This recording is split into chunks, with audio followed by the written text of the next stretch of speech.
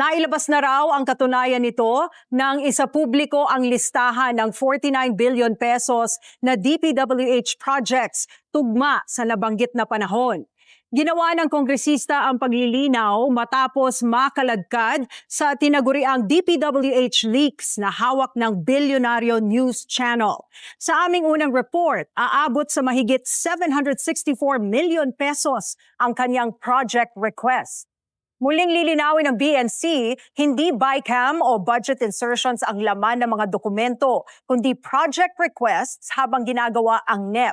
Isang bagay na hindi umano dapat pinakikialaman ng mga kongresista ayon mismo sa mga opisyal ng DPWH.